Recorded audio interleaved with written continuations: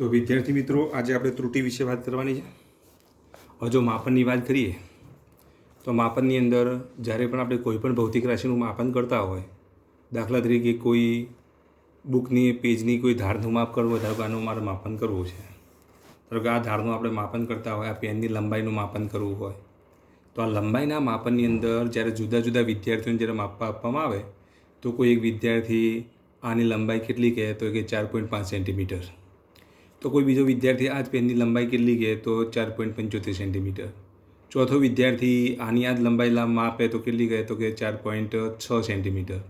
આમ જુદા જુદા વિદ્યાર્થીઓ વડે માપનમાં કંઈક ને કંઈક ભૂલ આવતી હોય છે, જેને આપણે ત્રુટિ કહીશું. તો માપનમાં જે ચોક્કસ મૂલ્ય કરતો જે તફાવતવાળું જે મૂલ્ય મળે છે, એના સાચા માપ કરતો કંઈક ફેરફારવાળું જે માપ મળે છે, જેને આપણે શું કહીશું તો ત્રુટિ કહીશું. તો આ માપનની અંદર જે ત્રુટિઓ આવે છે, એ માપનમાં આવતી ત્રુટિઓની જો વાત કરીએ તો માપનમાં આવતી ત્રુટિઓ કઈ કઈ, તો માપનમાં આવતી ત્રુટિઓ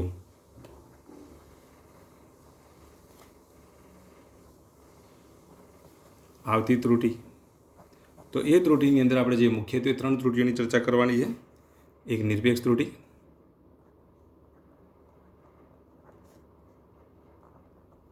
ત્યાર પછી બીજી જે ત્રુટિ જે છે સાપેક્ષ ત્રુટિ, અને ત્રીજી જે ત્રુટિ જે છે એ પ્રતિશત ત્રુટિ છે. આ ત્રુટિને અનુલક્ષીને ઘણા બધા એક્ઝામ્પલ પૂછાતા હોય છે. તો ત્રુટિને અનુલક્ષીને કેવા એક્ઝામ્પલ પૂછી શકાય, તો ત્રુટિને અનુલક્ષીને જો આપણે વાત કરીએ તો ત્રુટિને અનુલક્ષીને કેટલા ટકામાં ત્રુટિમાં વધારો ઘટાડો થાય છે એવા એક્ઝામ્પલ પૂછાતા હોય છે. કેટલી નિરપેક્ષ ત્રુટિ આવે છે, કેટલી સાપેક્ષ ત્રુટિનું મૂલ્ય છે, એવા એક્ઝામ્પલ પૂછાતા હોય છે. તો હવે આપણે ચર્ચા કરીશું નિરપેક્ષ ત્રુટિની.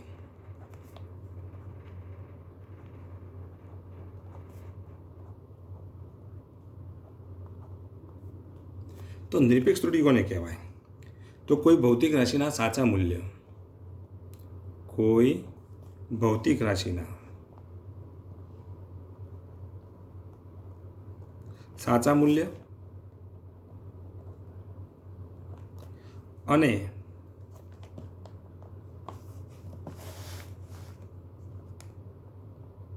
વ્યક્તિગત માપેલા મૂલ્ય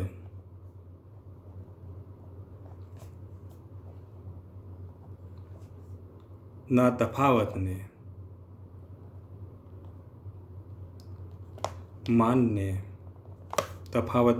માનને અવલોકનની નિરપેક્ષ ત્રુટિ કહે છે. અવલોકનની શું કહે છે? નિરપેક્ષ ત્રુટિ કહે છે. એક્ઝામ્પલ તરીકે આપણે આ પેન લઈએ. આ પેનનું સાચું માપ આપણને ખબર છે, ધારો કે 5 સેન્ટીમીટર છે. હવે જુદા જુદા વિદ્યાર્થીઓના પેનનું માપ માટે માપપટ્ટી આપી દેવામાં માપવાનું કહ્યું હોય તો એક વિદ્યાર્થી આનું માપ 4.9 સેન્ટીમીટર લે, બીજા વિદ્યાર્થીને આ જ પેન માપવા માટે આપવામાં આવે ત્યારે તેનું મૂલ્ય 5.2 સેન્ટીમીટર લે. તો ખરેખર સાચું મૂલ્ય કયું છે? તો 5 સેન્ટીમીટર છે. અને વ્યક્તિગત એટલે કે જુદા જુદા વ્યક્તિઓ દ્વારા માપેલું મૂલ્ય જે છે એ મૂલ્ય ધારો કે જુદું જુદું છે. પહેલા વિદ્યાર્થી માટે 4.9 સેન્ટીમીટર મળ્યું, બીજા વિદ્યાર્થી માટે વ્યક્તિગત મૂલ્ય કેટલું મળ્યું તો 5.2 સેન્ટીમીટર મળ્યું. તો આમ 5 સેન્ટીમીટર અને આ 4.9 સેન્ટીમીટર, એનો ધન તફાવત લઈએ તો 5માંથી 4.9 બાદ કરો, તો 5માંથી આપણે 4.9 બાદ કરીએ તો 5 - 4.9 એટલે 0.1 સેન્ટીમીટર. તો આ 0.1 સેન્ટીમીટરની જે ત્રુટિ મળી એ પહેલા વિદ્યાર્થીની મળી. બીજા વિદ્યાર્થી માટે આપણે ધન મૂલ્ય લેવાનું એટલે મોટી કિંમતમાંથી નાનું મૂલ્ય બાદ કરવાનું. તો બીજો વિદ્યાર્થી આ પેનની લંબાઈ કેટલી માપી તો 5.2 સેન્ટીમીટર માપી. સાચું મૂલ્ય કેટલું હતું તો 5 સેન્ટીમીટર હતું. તો મોટા મૂલ્યમાંથી નાનું મૂલ્ય બાદ કરો તો 5.2 - 5 કરો તો કેટલું થાય તો 0.2 સેન્ટીમીટર થાય. તો બીજા વિદ્યાર્થી વડે જ્યારે આ પેનનું માપ લેવામાં આવ્યું ત્યારે તેમાં આવતી ત્રુટિ કેટલી મળી તો 0.2 સેન્ટીમીટર મળી. પહેલા વિદ્યાર્થી વડે જ્યારે આ પેનનું જ્યારે માપ લેવામાં આવ્યું ત્યારે તેમાં આવતી ત્રુટિ કેટલી મળી તો એ ત્રુટિ મળી કેટલી તો 0.1 સેન્ટીમીટર મળી.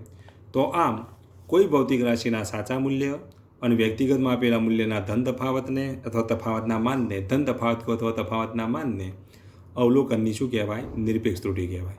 તફાવતનું માન એટલે મૂલ્ય, એટલે મોડ કરી દેવાનું, મોડ કરો એટલે ધન થઈ જશે. તો આ ધન તફાવતને આપણે શું કહીશું? આપેલા અવલોકનની નિરપેક્ષ ત્રુટિ કહેવાય. હવે જો ઘણા બધા અવલોકનો હોય, આ તો આપણે એક અવલોકનની વાત કરી. ઘણા બધા અવલોકનો હોય તો શું કરવું પડે? આનું સરેરાશ મૂલ્ય લેવું પડે. તો ઘણા બધા અવલોકનો માટે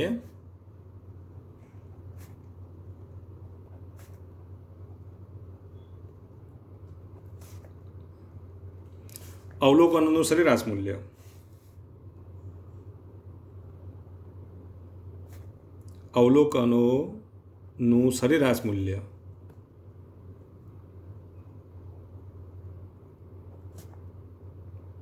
એ સરેરાશ મૂલ્યને આપણે શું કહીશું? સાચું મૂલ્ય કહીશું.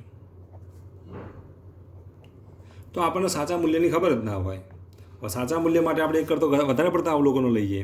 એટલે ઘણા બધા અવલોકનો લેવામાં આવે તો સાચું મૂલ્ય શોધવું હોય તો એ સાચું મૂલ્ય શોધવા માટે તમારે શું કરવાનું? તો અહીંયા સાચા મૂલ્યની વાત કરી છે. તો આ સાચું મૂલ્ય શોધવા માટે તમારે શું લેવું પડે? એનું સરેરાશ મૂલ્ય લેવું પડે. અને આ સરેરાશ મૂલ્ય લેવાથી શું મળશે? આપણને સાચું મૂલ્ય મળે. ત્યાર પછી હવે આપણે ત્રુટિ શોધવી છે. તો દરેક અવલોકનનું મૂલ્ય અને સાચા મૂલ્યનો તફાવત લેવાનો, ધન તફાવત લેવાનો. અને ધન તફાવત લીધા પછી ધારો કે આપણે અવલોકનો લઈએ. ધારો કે અવલોકનો A1, A2, dash dash dash AN છે. આટલા અવલોકનો છે. હવે આટલા જો અવલોકનો હોય તો પછી એનું સરેરાશ મૂલ્ય એટલે કે આપણને શું મળશે? બોલો. એ મીન. આપણે એનું સરેરાશ મૂલ્ય શોધીએ. N અવલોકનો આપેલા છે તો N અવલોકનોનું સરેરાશ મૂલ્ય કેવી રીતે મળે? તો N અવલોકનોનું સરેરાશ મૂલ્ય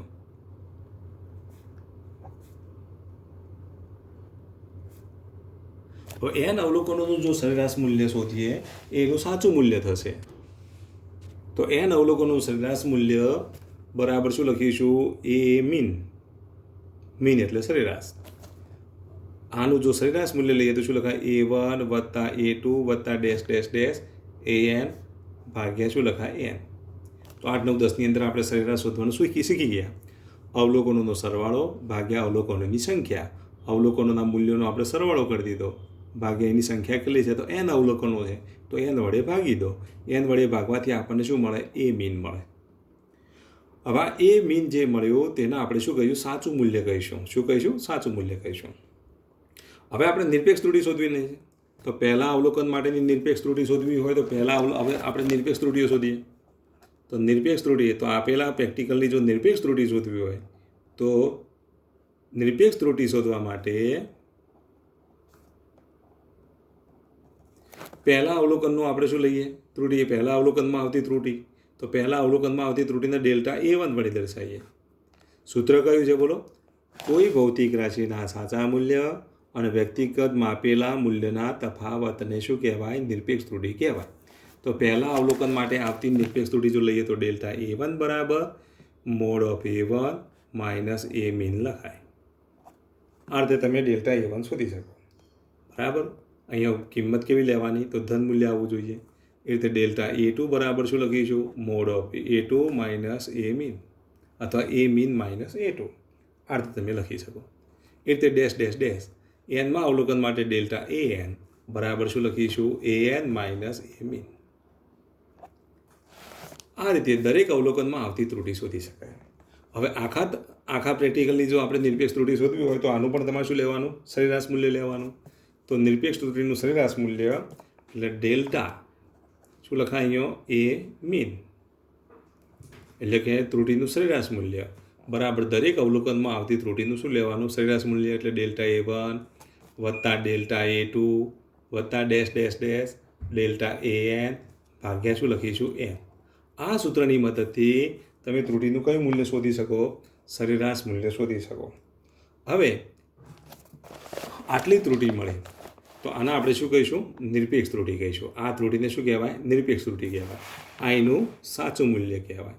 તો પછી જે માપેલું મૂલ્ય જો લઈએ તો આ સાચા મૂલ્યમાં આટલી ત્રુટિ તમારે શું કરવી? કાં તો ઉમેરવી પડે કાં તો શું કરવું પડે? બાદ કરવી પડે. તો માપેલું જો મૂલ્ય લખીએ તો માપેલ મૂલ્ય કેટલું મળશે? તો માપેલ મૂલ્ય બરાબર શું લખીશું? A mean plus or minus delta A mean થાય.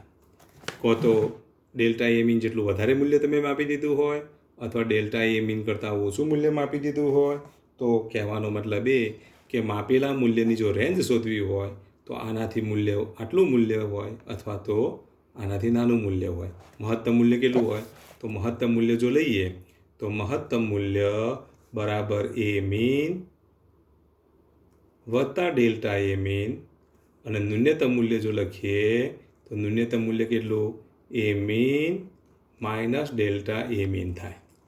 તો આ મહત્તમ મૂલ્ય માપી શકાય, આ ન્યૂનતમ મૂલ્ય માપી શકાય. તો ફરી એકવાર બોલી દઉં છું.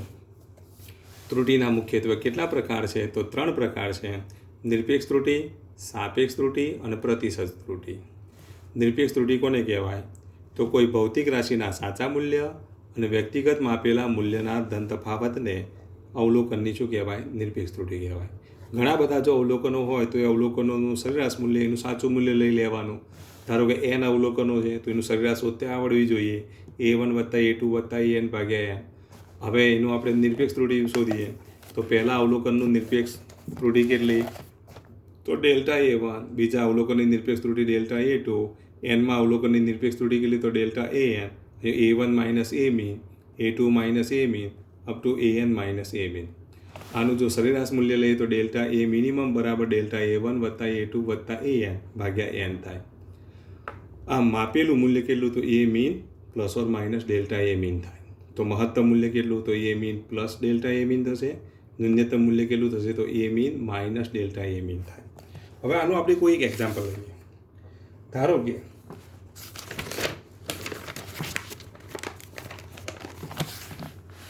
આપણે પેનની લંબાઈ માપવી છે. આપણે હમણાં જ એક્ઝામ્પલ લીધું તો કે પેનની લંબાઈ માપવી છે.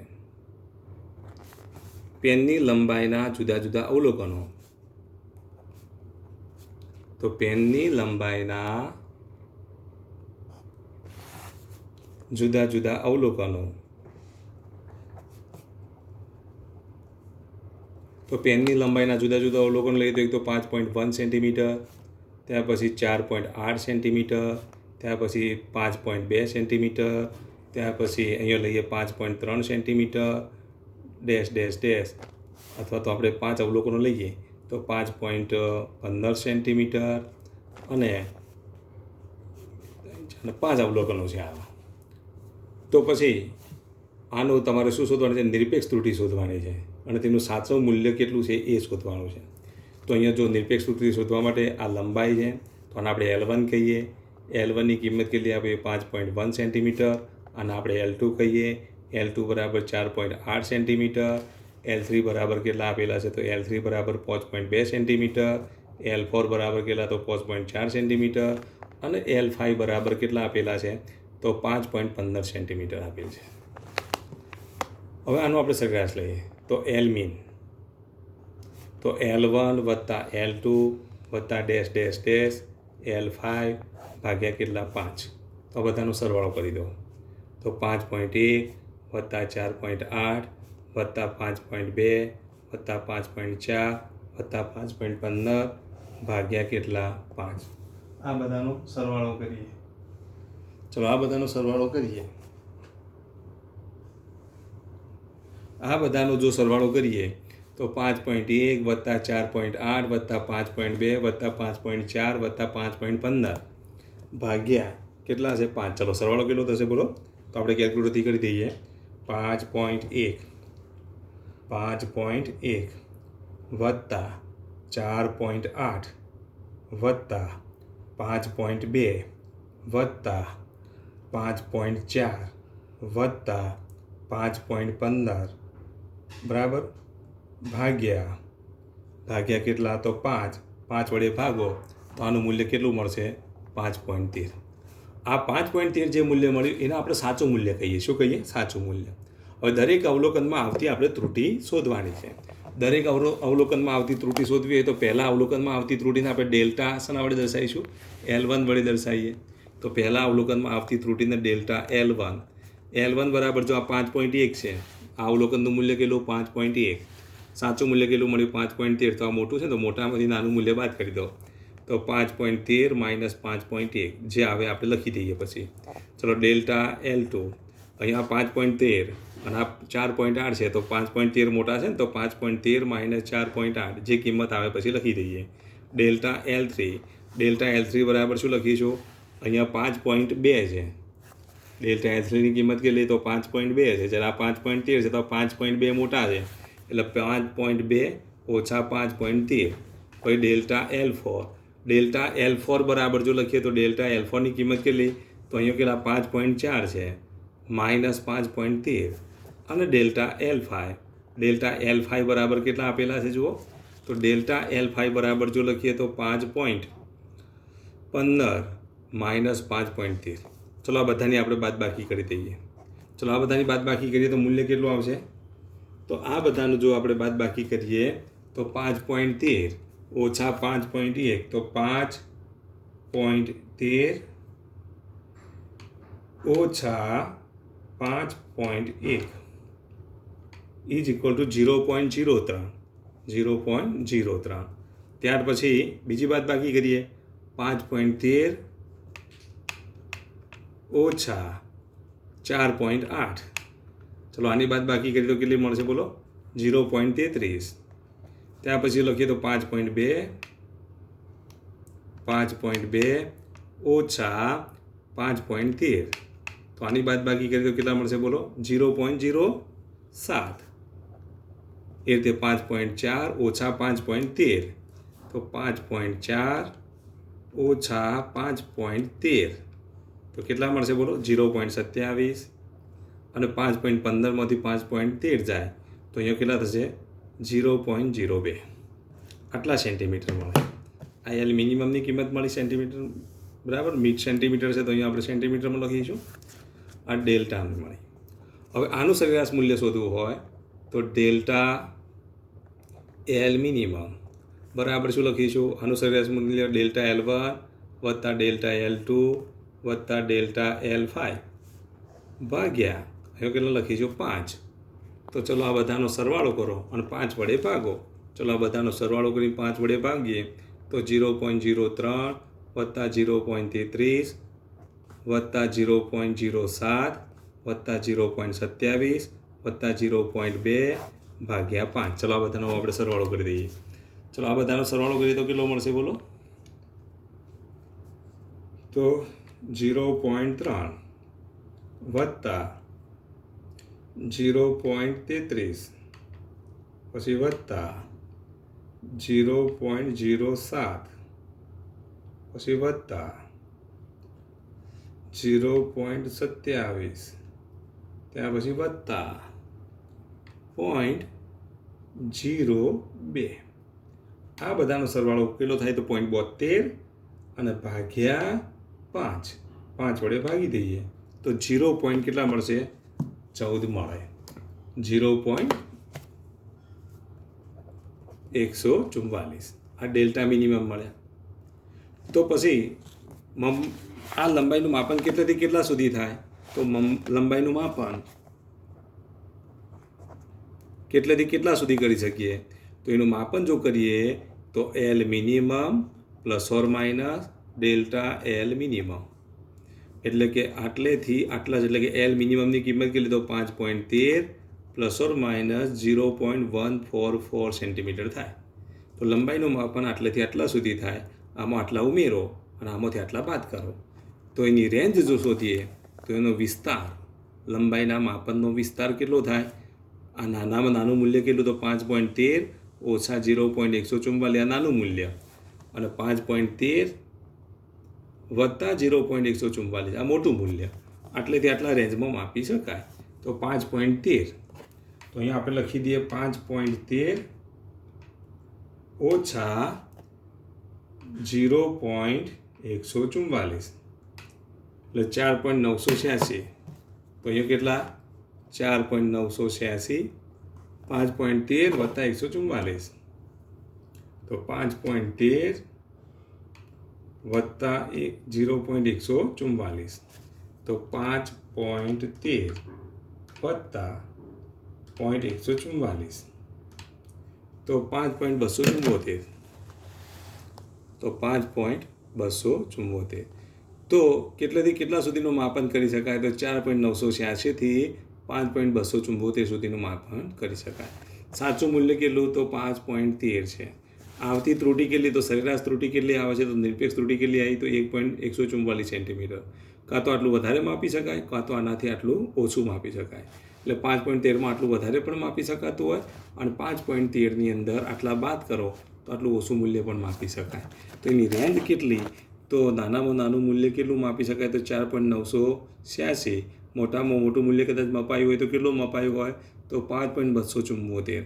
આમાં 0.144 જેટલી ઋણ ત્રુટિ, આમાં 0.144 જેટલી ધન ત્રુટિ આવે. આટલો વધારો થાય છે, આમાં એટલો ઓછો ઘટાડો થાય છે. તો આટલું તમારે યાદ રાખવાનું. આને આપણે નિરપેક્ષ ત્રુટિ કહીશું. શું કહીશું? નિરપેક્ષ ત્રુટિ.